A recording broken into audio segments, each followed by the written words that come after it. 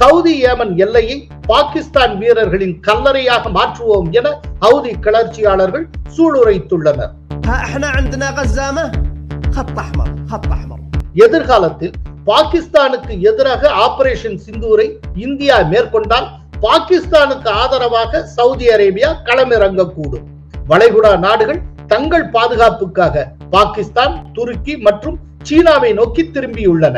அவருக்கு இந்தியா தன்னுடைய வீடாக இல்லை. ஆனால் இந்தியாவுக்கு எதிரான பாகிஸ்தான் அவருக்கு சொந்த வீடு போல தோன்றுகிறது. I've been to Pakistan and I must tell you I felt at home. இதுதான் காங்கிரசினுடைய மனநிலை. கோலஹலாஸ் டிவி யூடியூப் சேனல், இது வாய்மையின் எக்காலம். வணக்கம் நண்பர்களே. இந்தியாவுக்கு அச்சுறுத்தலாக 2 நாடுகள் ஒரு ராணுவ ஒப்பந்தம் போட்டுள்ளன. பாகிஸ்தானுக்கும் சவுதி அரேபியாவுக்கும் இடையே மிக முக்கியமான பாதுகாப்பு ஒப்பந்தம் ஒன்று புதன்கிழமை, அதாவது இந்த மாதம் 17ஆம் தேதி கையெழுத்தானது. அந்த ஒப்பந்தம் பரஸ்பர பாதுகாப்பு ஒப்பந்தம், அதாவது Saudi Pakistan mutual defence pact என்று அழைக்கப்படுகிறது. இந்த ஒப்பந்தத்தின் மூலம் பாகிஸ்தான் மீதான எந்த ஒரு தாக்குதலும் சவுதி அரேபியா மீதான தாக்குதலாக எடுத்துக் கொள்ளப்படும். அதே போல சவுதி அரேபியா மீதான எந்த ஒரு தாக்குதலும் பாகிஸ்தான் மீதான தாக்குதலாக எடுத்துக் கொள்ளப்படும். அதாவது பாகிஸ்தான் மீது யாரேனும் தாக்குதல் நடத்தினால் சவுதி அரேபியா பாகிஸ்தானுக்கு உதவி செய்யும். அதுபோல சவுதி மீது எந்த நாடேனும் தாக்குதல் நடத்தினால் சவுதிக்கு பாகிஸ்தான் உதவி செய்யும். பாகிஸ்தான் பிரதமர் ஷாபாஸ் ஷெரீப் இம்மாதம் 17ஆம் தேதி சவுதி அரேபியா சென்றார். சவுதி அரேபியா மற்றும் பாகிஸ்தான் வெளியிட்ட கூட்டறிக்கையில் பாகிஸ்தான் பிரதமரும் சவுதி அரேபிய பட்டத்து இளவரசரும் பரஸ்பர பாதுகாப்பு ஒப்பந்தத்தில் கையெழுத்திட்டனர். இரு நாடுகளும் எந்த ஒரு தாக்குதலுக்கும் எதிராக ஒன்றிணைந்து செயல்படும். இரு நாடுகளில் ஏதேனும் ஒன்றுக்கு எதிராக தாக்குதல் நடந்தால் அது இரு நாடுகளுக்கும் எதிரானதாக கருதப்படும் என்று குறிப்பிடப்பட்டிருந்தது. தற்போதைய பாகிஸ்தான் சவுதி ஒப்பந்தத்தின் கீழ் 25,000 படை வீரர்களை சவுதி ஏமன் எல்லை பகுதிக்கு அனுப்புகிறது பாகிஸ்தான். இதனால் ஏமனில் இருந்து செயல்படும் ஹவுதி கிளர்ச்சியாளர்கள் கொதிப்படைந்துள்ளனர். சவுதி ஏமன் எல்லையை பாகிஸ்தான் வீரர்களின் கல்லறையாக மாற்றுவோம் என ஹவுதி கிளர்ச்சியாளர்கள் சூளுரைத்துள்ளனர். وقضايانا ومقدساتنا واسلامنا خط احمر ولا بنتنازل عنه. وسمعت السيد في الخطاب الاخير قال لا خطوط حمراء امام الشعب اليمني، لا خطوط حمراء. எப்போதுமே சவுதி அரேபியாவுக்கும் ஏமனுக்கும் ஆகாது. ஏமனின் தலைநகர் சானா மற்றும் வடக்கு ஏமனை தங்கள் கட்டுப்பாட்டில் வைத்திருக்கும் ஹவுதி கிளர்ச்சியாளர்கள் ஈரானின் துணைப்படை போல செயல்பட்டு வருகின்றனர். ஹவுதி கிளர்ச்சியாளர்கள் அனைவரும் ஷியா முஸ்லிம்கள். ஈரானும் ஒரு ஷியா நாடு. அதே நேரம் சவுதி அரேபியாவும் பாகிஸ்தானும் சன்னி நாடுகள். இதிலிருந்து இரு நாடுகளுக்கும் இடையிலான முரண்பாட்டை புரிந்து கொள்ளலாம்.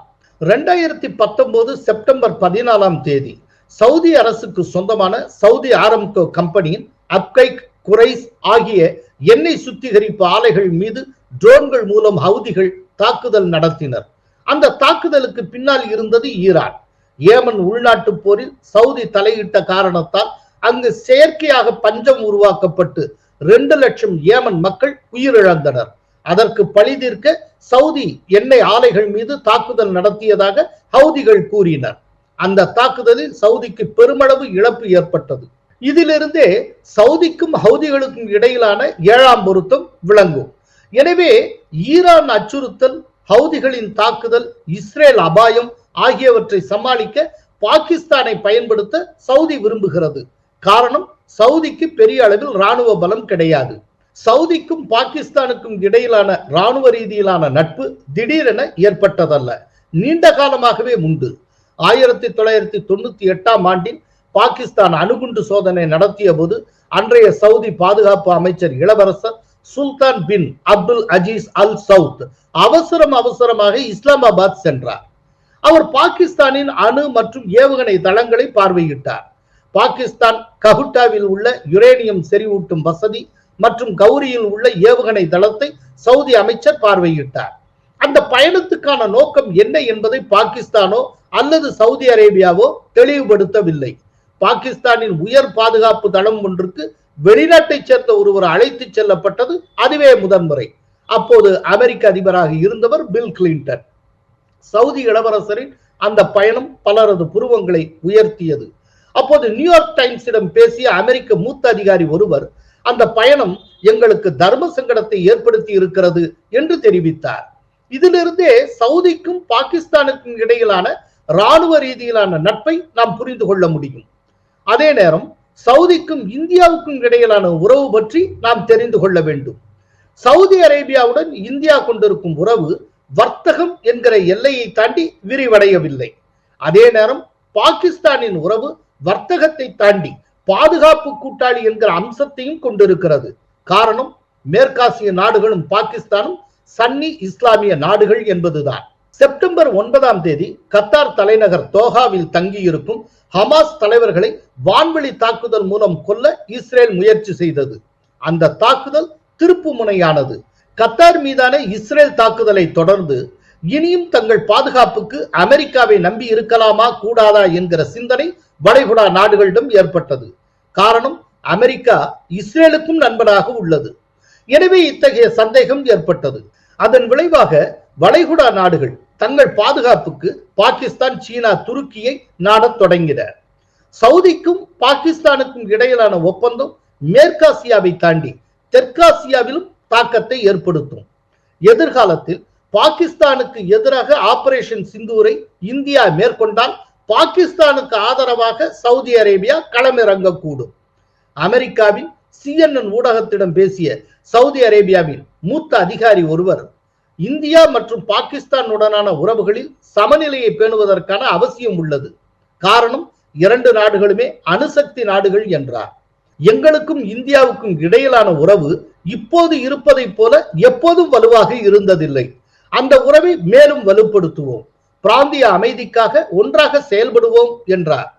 தற்போதைய ஒப்பந்தத்தின்படி சவுதி அரேபியாவுக்கு அணுசக்தி பாதுகாப்பை பாகிஸ்தான் வழங்குமா என்கிற கேள்விக்கு இது மிக விரிவான பாதுகாப்பு ஒப்பந்தம், இது எல்லாவற்றையும் உள்ளடக்கியது என்று அந்த அதிகாரி பதில் கூறினார்.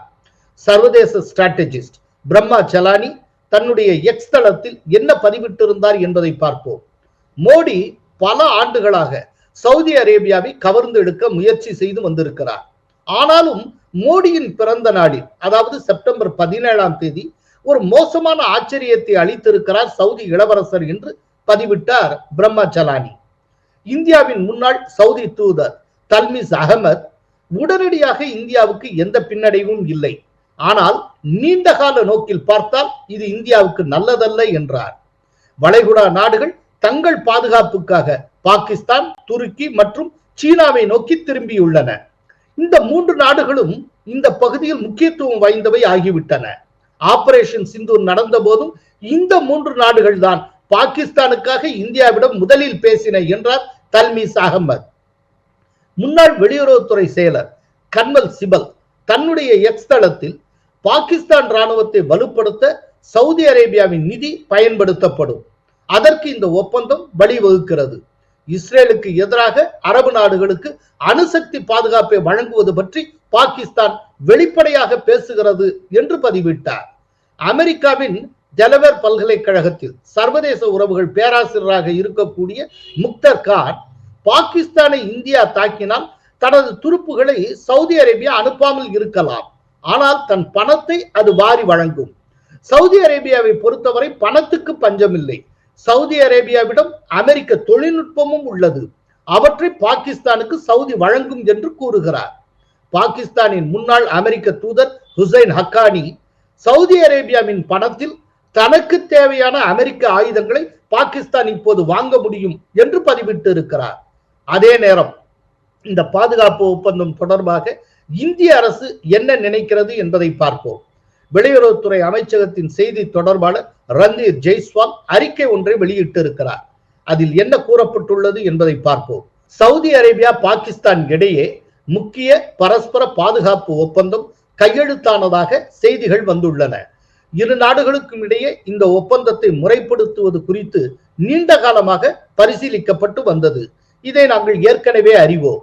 இந்த ஒப்பந்தத்தால் நமது நாட்டின் பாதுகாப்புக்கும் பிராந்திய மற்றும் உலகளாவிய ஸ்திரத்தன்மைக்கும் ஏற்படக்கூடிய தாக்கம் குறித்து ஆய்வு செய்வோம்.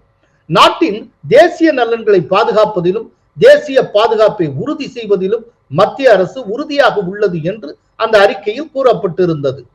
இப்போதைக்கு ஈரான், ஹவுதிகள், இஸ்ரேல் ஆகியவற்றுக்கு எதிராக தன்னை பாதுகாத்துக் கொள்ள பாகிஸ்தானுடன் கைகோர்த்துள்ளது சவுதி.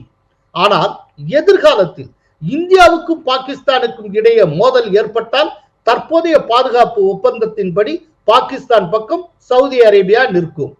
இதனை சமாளிக்க இதுபோல ஓர் பாதுகாப்பு ஒப்பந்தத்தை இந்தியாவும் ஏற்படுத்திக் கொள்ள வேண்டியது அவசியமாகிறது. இந்திரா காந்தி காலத்தில் இந்தியாவுக்கும் அன்றைய சோவியத் ரஷ்யாவுக்கும் இடையே இதுபோல ஒரு ஒப்பந்தம் கையெழுத்தாகி இருந்தது. பாகிஸ்தானுக்கு எதிரான வங்கதேச போரின் போது அந்த ஒப்பந்தத்தின்படி நம்பக்கம் நின்றது ரஷ்யா. அந்த போரின் போது பாகிஸ்தானுக்கு உதவ டீகோ கார்ஷியாவில் உள்ள அமெரிக்காவின் 7வது கடற்படை பிரிவின் கப்பல் கராச்சி நோக்கி வந்தபோது மாஸ்கோவில் இருந்து சோவியத் ரஷ்யாவின் கப்பல் நமக்கு உதவி செய்ய கிளம்பியது. அதை அறிந்ததும் அமெரிக்க கப்பல் பின்வாங்கி கிளம்பிய இடத்துக்கே சென்றது. இது வரலாறு.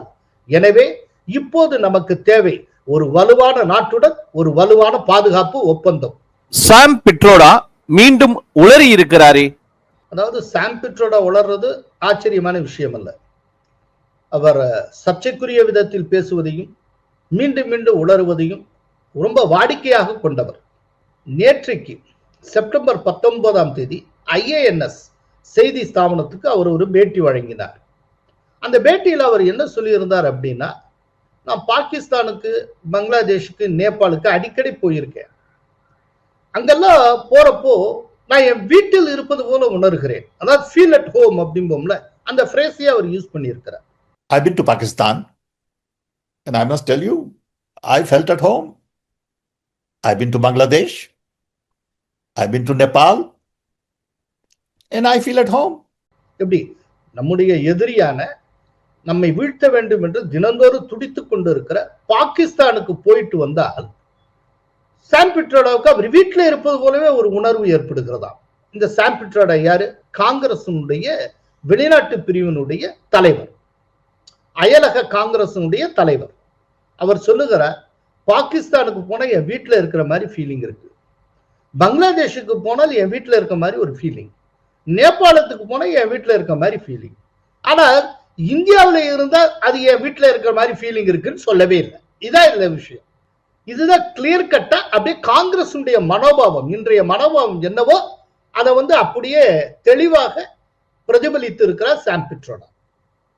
இப்ப ராகுல் கூட அப்படித்தான் இருக்கும்னு நினைக்கிறேன். இந்தியாவை காட்டிலும் இத்தாலி ரொம்ப நெருக்கமானதாக இருக்கலாம். அதே போல சாம் பிட்ரோடாவுக்கு இந்தியாவை காட்டிலும் நமக்கு எதிராக இருக்கக்கூடிய பாகிஸ்தான், நமக்கு எதிராக திரும்பி இருக்கக்கூடிய பங்களாதேஷ், நேற்று வரை நமக்கு எதிராக செயல்பட்ட நேபாளம், இதெல்லாம் அவருடைய சொந்த வீடுகள் போல அவருக்கு தெரிகிறது. அவர் அப்படியே அதை பதிவு பண்ணி இருக்கிறார். இதே போலத்தான் அவர் இதுக்கு முன்னாலேயும் ரொம்ப கான்ட்ரவர்சியா சாம் பிட்ரோடா பேசி இருந்தார். அப்ப என்னன்னா, இந்த 2024 மக்களவை தேர்தலுக்கு முன்பாக அவர் சர்ச்சைக்குரிய விதத்துல கருத்துக்களை வெளியிட்டார்.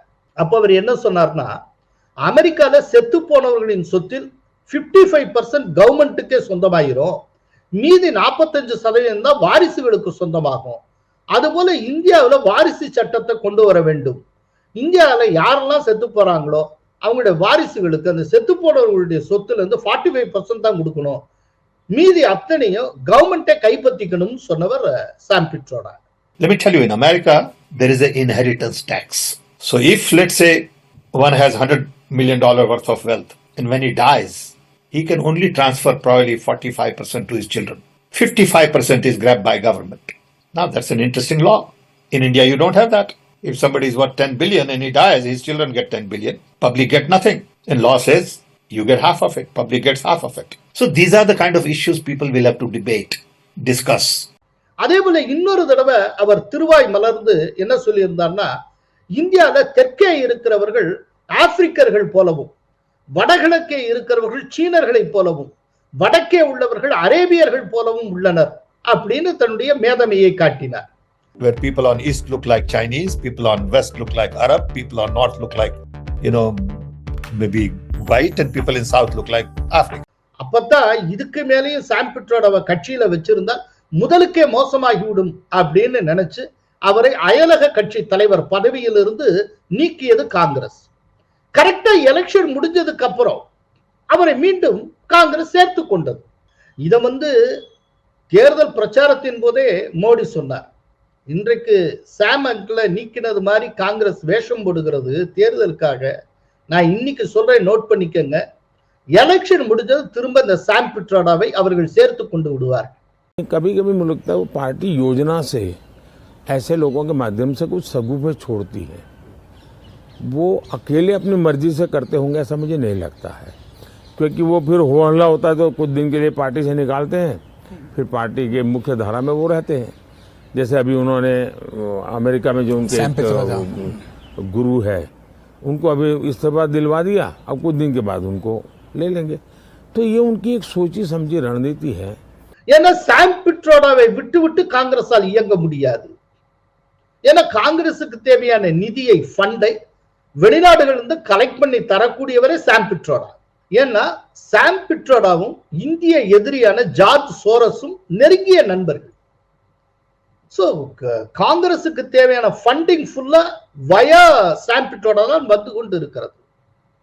இன்னொன்னு, சாம் பிட்ரோடா சோனியா காந்தியின் குடும்பத்துக்கு மிக நெருக்கமானவர், ராகுல் காந்திக்கு மிக நெருக்கமானவர். ராகுல் காந்தி சாம்கிட்ட சொல்லுவோம் அப்படின்னா ரொம்ப ஸ்டைலா சொல்லுவார். சாம் அப்படின்னு அவங்க ஃபேமிலியில ரொம்ப செல்லமாக கூப்பிடுவாங்க. இப்போ சாம் ரொம்ப தெளிவா தன்னுடைய மனநிலையை படம் பிடித்து காட்டியிருக்கிறார். அவருக்கு இந்தியா தன்னுடைய வீடாக இல்லை, ஆனால் இந்தியாவுக்கு எதிரான பாகிஸ்தான் அவருக்கு சொந்த வீடு போல தோன்றுகிறது. இதுதான் காங்கிரசினுடைய மனநிலை. எதுவா இருந்தாலும் உள்ள இருக்கிறதா வெளியில வரும். நிஜமாகவே இந்த சாமுக்குள்ள என்ன இருந்தோ அதுதான் இன்றைக்கு வெளியில் வந்திருக்கிறது. அது தன்னை அறியாமலேயே வெளிப்படுத்தி இருக்கிறார் சாம் பிட்ரோடா. அதுதான் காங்கிரசினுடைய மனநிலை. அவர் காங்கிரசினுடைய முக்கிய பிரிவின் தலைவர்.